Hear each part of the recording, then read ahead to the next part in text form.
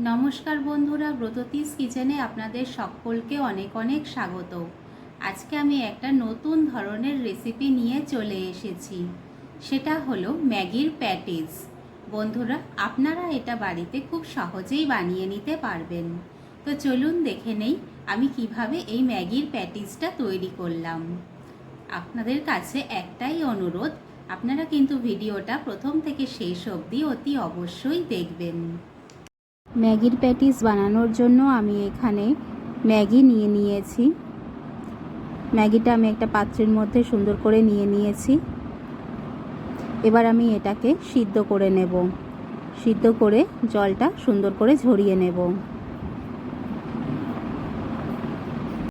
এখানে আমি নিয়ে নিয়েছি ম্যাগির মশলা। মশলাটা প্যাকেট থেকে ছাড়িয়ে নিয়ে আমি সুন্দর করে একটা বাটিতে নিয়ে নিয়েছি।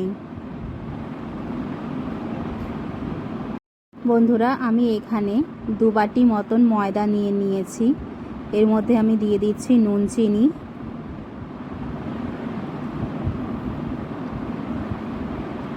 নুন চিনিটা দেওয়া হয়ে গেছে। এবার আমি এর মধ্যে দিয়ে দিচ্ছি তেল। তেলটা দিয়ে আমি সুন্দর করে এটা ময়ম দিয়ে নেব। এর মধ্যে আছে একটু খাবার সোডা, এটাও আমি ময়দার মধ্যে মিশিয়ে নেব। দেখুন বন্ধুরা, ম্যাগিটা সিদ্ধ হয়ে গেছে। এবার আমি এটা জলটা ঝরিয়ে নেব। একটা ফ্রাইং প্যানের মধ্যে আমি কিছু বাদাম নিয়ে নিয়েছি। বাদামটা আমি সুন্দর করে ভেজে ক্রাশ করে নেব।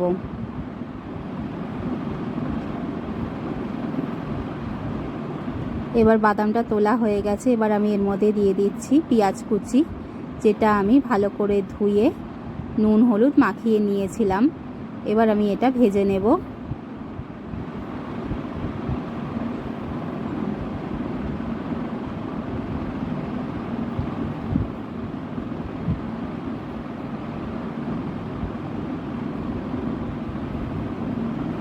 পেঁয়াজটা মোটামুটি একটু ভাজা ভাজা হয়ে গেছে। এবার আমি এর মধ্যে দিয়ে দেব ম্যাগিটা। আগে থেকে সিদ্ধ করে রেখেছিলাম যে ম্যাগিটা, সেটা আমি এর মধ্যে দিয়ে দিচ্ছি।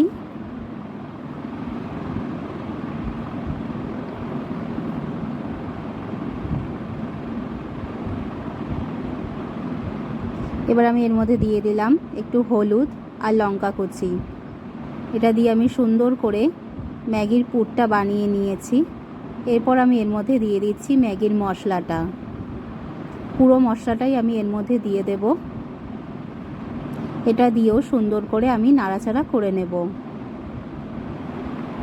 ব্যাস, তাহলেই রেডি হয়ে যাবে ম্যাগির পুরটা। এটা তৈরি হয়ে গেছে বন্ধুরা। এরপর আমি উপর থেকে দিয়ে দিচ্ছি ক্রাশ করে রাখা বাদাম। এটা দিয়ে আমি আরেকটু নাড়াচাড়া করে নেব। দেখুন বন্ধুরা, ম্যাগির পুরটা দেখতে কত সুন্দর লাগছে। একদম পারফেক্টলি তৈরি হয়ে গেছে এটা। আগে থেকে মেখে রাখা ময়দার ডো থেকে আমি লেচি কেটে নিয়েছি। এবার একটা একটা করে লেচি আমি সুন্দর করে বেলে নেব। একটু পাতলা হওয়া চাই বেলাটা। দেখুন বন্ধুরা, আমি সুন্দর করে আস্তে আস্তে করে বেলে নিচ্ছি, একদম হালকা হালকা করে।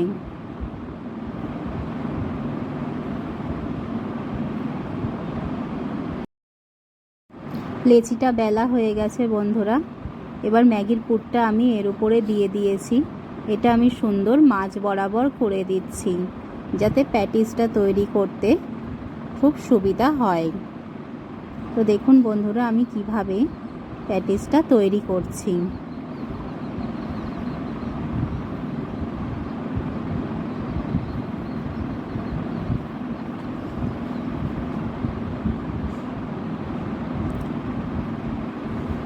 দেখুন, উপর দিক থেকে আমি এটা পুরের ওপর দিয়ে দিলাম। এবার সাইডের দিক থেকে একটা নিয়েছি, এদিক থেকে, আর এদিক থেকেও এটা নিয়ে সুন্দর করে চেপে দেব, যাতে মুখটা খুলে না যায়।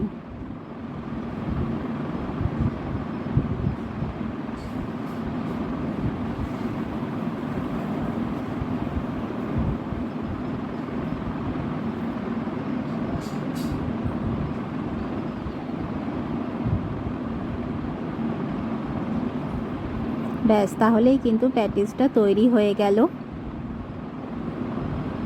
এবার আমি এটা একটা পাত্রের মধ্যে রেখে নেব। এভাবেই আমি বাকিগুলোও তৈরি করে নেব। বন্ধুরা, ঠিক একইভাবে আমি আরেকটাও তৈরি করে আপনাদেরকে দেখিয়ে দিচ্ছি। প্রথমেই লেচিটা আমি বেলে নেব, তারপর ঠিক একইভাবে মাঝ বরাবর পুরটা দিয়ে 3টে সাইড সুন্দর করে মুড়ে দেব।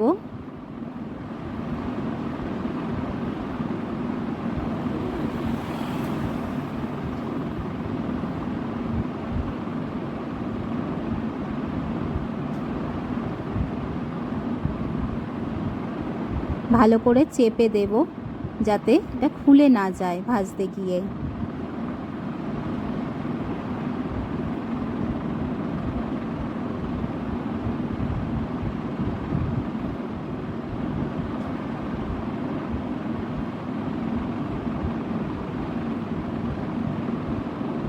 এটাও আমি একটা পাত্রের মধ্যে রেখে দেব।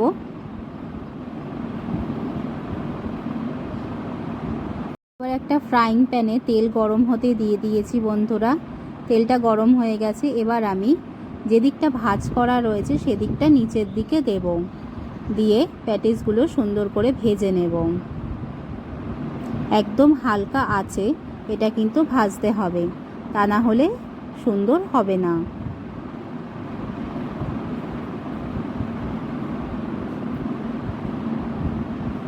দুই পিঠ ঠিক একইভাবে করে আমি ভেজে নেব। দেখুন বন্ধুরা, কালারটা কত সুন্দর হয়েছে। এভাবেই আমি উল্টে পাল্টে প্যাটিসটা ভেজে নেব।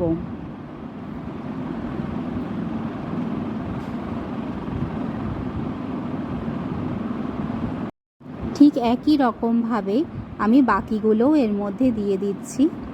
এগুলোকেও আমি সুন্দর উল্টে পাল্টে হালকা আঁচে ভেজে নেব।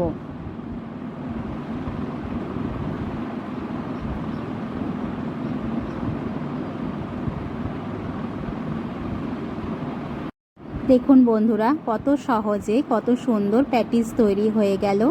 এটা খেতেও কিন্তু খুবই সুস্বাদু। আপনারা একবার বাড়িতে বানিয়ে আমাকে কমেন্টের মাধ্যমে জানাবেন কেমন লাগলো।